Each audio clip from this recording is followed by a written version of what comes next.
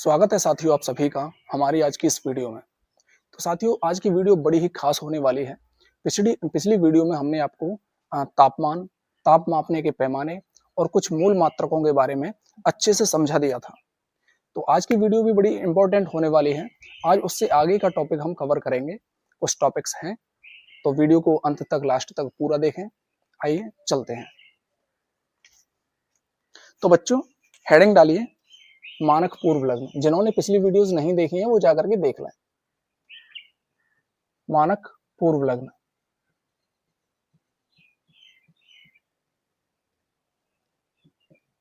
मानक पूर्व लग्न। तो बेटा मानक पूर्व लग्न बड़े ही इंपॉर्टेंट होते हैं। ये आपके केमिस्ट्री में तो काम आते ही हैं, ये फिजिक्स में भी आप लोगों के लिए इनकी जरूरत पड़ने वाली है। तो आप लोग इनको अच्छे से समझें और इनको मतलब याद रखें, याद कर लें कैसे भी। तो जैसे हम मानक पूर्व लग्न मान लो, जैसे 10 की घात 1 है, -1, इसको बोला जाता है डेसी। डेसी। और इसके लिए स्मॉल डी लिखा जाता है। ठीक है, 10 की घात 1 आ जाए मान लो, इसके लिए लिखा जाता है डेका। डेका। और डीए से इसको दिखाया जाता है। 10 की घात -2 हो जाए, 10 की घात -2, इसको बोला जाता है सेंटी। सेंटी। इसके लिए सी लिखा जाता है। 10 की घात 2 आ जाए, 10 की घात 2, इसको बोला जाता है बेटा हेक्टो। हेक्टो। हेक्टो बड़ी ही इंपॉर्टेंट है, ये आप लोग याद कर लेना इनको। ठीक है, इसके लिए लिखा जाता है स्मॉल एच। अब 10 की घात -3 हो, जैसे 10 की घात -3, इसको बोला जाता है मिली। मिली है ना, इसके लिए लिखा जाता है स्मॉल एम। मिली के लिए।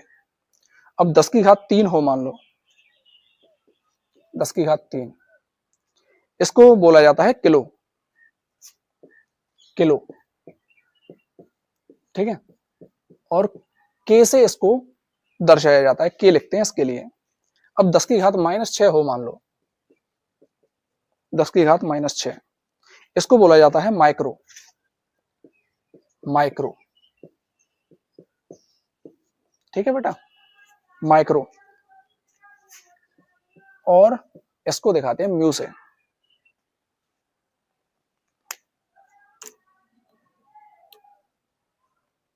इसको दिखाते हैं म्यू से। अब 10 की घात 6 लिखते हैं मान लो, है ना, 10 की घात 6 लिखते हैं, इसको बोलते हैं मेगा। मेगा है ना, और मेगा के लिए लिखते हैं कैपिटल एम। कैपिटल एम है ना। 10 की घात -9, 10 की घात -9 हो जैसे मान लो, तो इसको बोलेंगे नैनो। नैनो। नैनो के लिए लिखेंगे एन।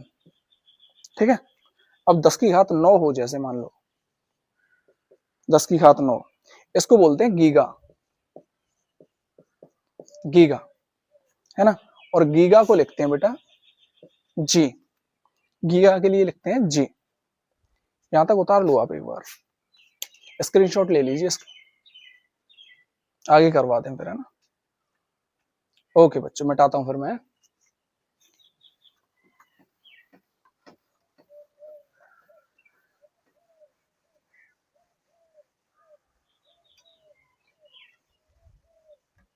ओके बेटा, चलिए अब आगे लिखिए 10 की घात -12। 10 की घात -12, इसको बोलेंगे पिको। पिको। ठीक है, इसको लिखते हैं पी से, दिखाते हैं इसको पी। पी लिखा जाता है इसके लिए। अब 10 की घात 12 हो मान लो, है ना, इसको बोलते हैं टेरा। टेरा। कैपिटल टी से इसको दर्शाते हैं। 10 की घात -15 आ जाए मान लो, 10 की घात -15, इसको बोलते हैं फैक्टो। फैक्टो, ठीक है। और इसके लिए स्मॉल f लिखा जाता है बेटा, फैक्टो के लिए। 10 की घात -18 हो, 10 की घात -18, तो इसके लिए इसको बोलते हैं एटो, एटो है ना, एटो। और इसके लिए लिखा जाता है ए, स्मॉल ए, ठीक है बेटा। 10 की घात 18 आ जाए मान लो, इसको बोलते हैं एक्सा, एक्सा, ठीक है। और इसके लिए लिखते हैं कैपिटल ए, कैपिटल ए। 10 की घात -21 आ जाए तो इसको बोलते हैं जेप्टो, जेप्टो है ना। इसके लिए लिखा जाता है जेड, स्मॉल जेड, ठीक है। 10 की घात 21 हो तो 10 की घात 21 को बोलते हैं जेटा, जेटा, ठीक है बेटा। और इसके लिए लिखते हैं कैपिटल जेड, जेटा के लिए। अब 10 की घात -24 हो, जैसे मान लो 10 की घात -24, इसको बोलते हैं योक्टो, योक्टो है ना।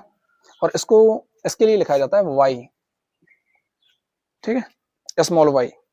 और 10 की घात 24 हो मान लो, 10 की घात 24, इसको बोला जाता है योटा, योटा। और इसके लिए लिखा जाता है कैपिटल वाई। तो ये मानक पूर्व लग्न थे बेटा, इनको आप अच्छे से याद कर लीजिएगा। और अब आप स्क्रीनशॉट ले लो इनका, आप लोग स्क्रीनशॉट ले लो जिससे कि मैं इनको साफ कर दूं, फिर आगे चलते हैं। ओके बेटा।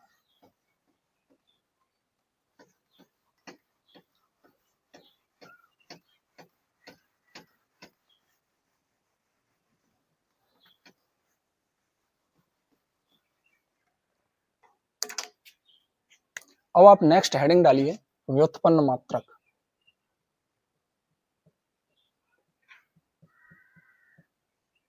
व्युत्पन्न मात्रक, ठीक है बेटा, व्युत्पन्न मात्रक।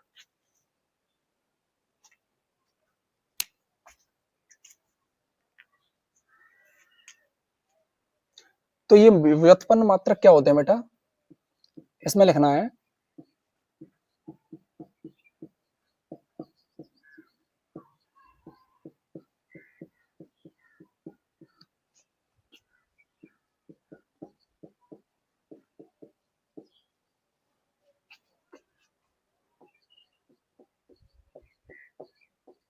मूल मात्रकों की गणना से प्राप्त होने वाले मात्रक।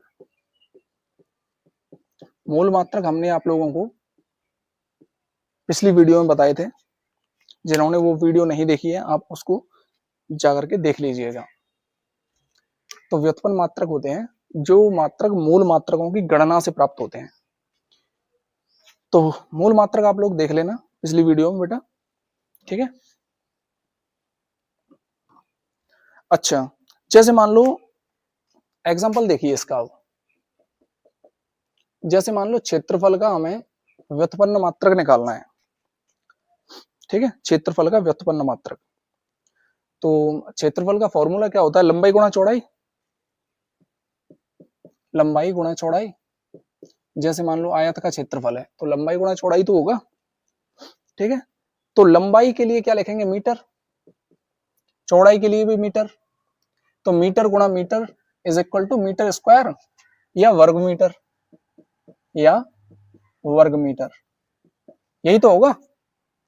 तो क्षेत्रफल का व्युत्पन्न मात्रक क्या हो जाएगा, मीटर स्क्वायर या वर्ग मीटर।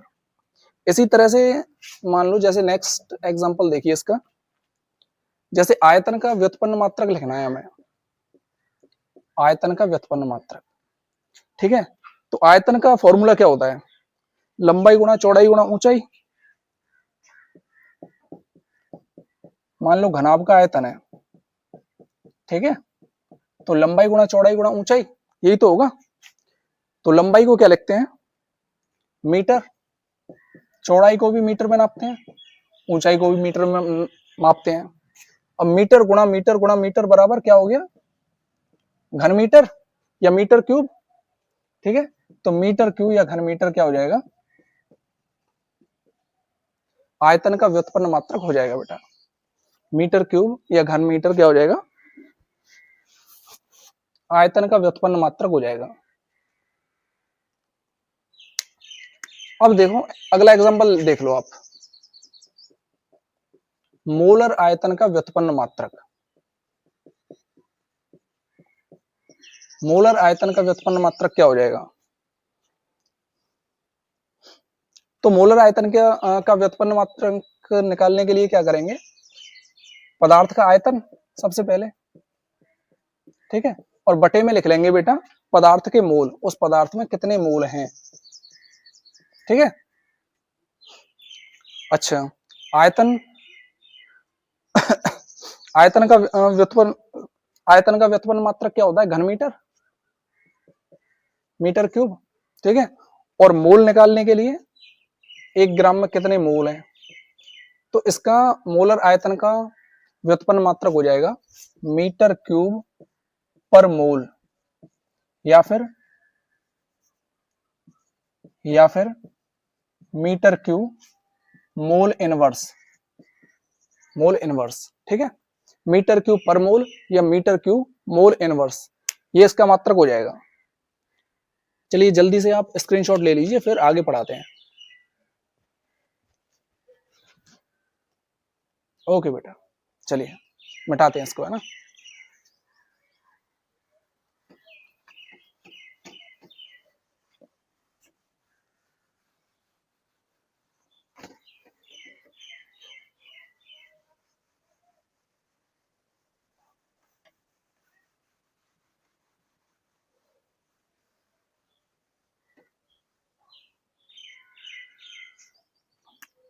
अब आप एक हेडिंग डालिए अगली, मूल मात्रकों की प्रणाली।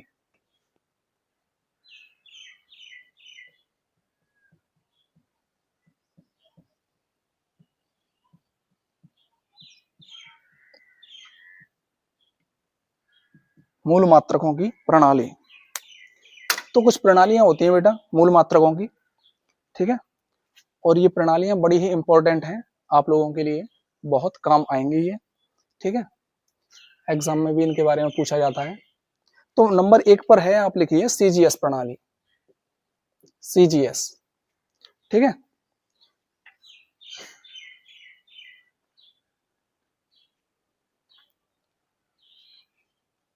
तो सीजीएस प्रणाली में बेटा लंबाई को नापा जाता है सेंटीमीटर में, द्रव्यमान को ग्राम में, और समय को सेकंड में। ठीक है, अगली है एफपीएस प्रणाली या एफपीएस पद्धति। ठीक है, एफपीएस पद्धति में लंबाई को फुट में नापा जाता है। ठीक है, द्रव्यमान को द्रव्यमान को पाउंड में नापा जाता है, और समय को सेकंड में। ठीक है,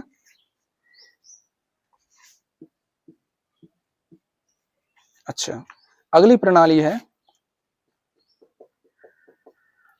एमकेएस प्रणाली, एमकेएस प्रणाली। इसमें लंबाई को मीटर में, द्रव्यमान को किलोग्राम में, ठीक है, और समय को सेकंड में नापा जाता है। एक और प्रणाली होती है बेटा इसके अलावा, एसआई प्रणाली, एसआई प्रणाली। इसकी फुल फॉर्म होती है स्टैंडर्ड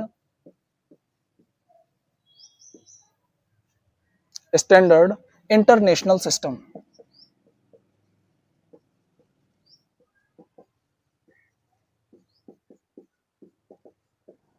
स्टैंडर्ड इंटरनेशनल सिस्टम इसकी फुल फॉर्म होती है। इसमें क्या है, 7 मूल मात्रक होते हैं जो हमने पिछली वीडियो में आपको बताए थे।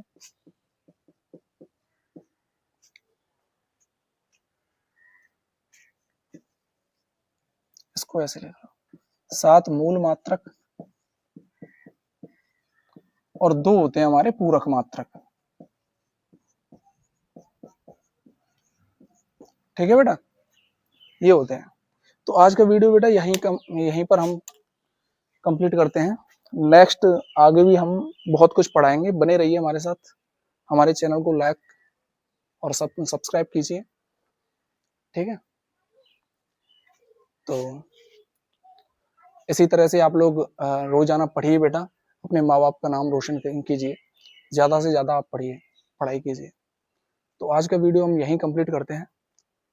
ओके, सभी को जय हिंद।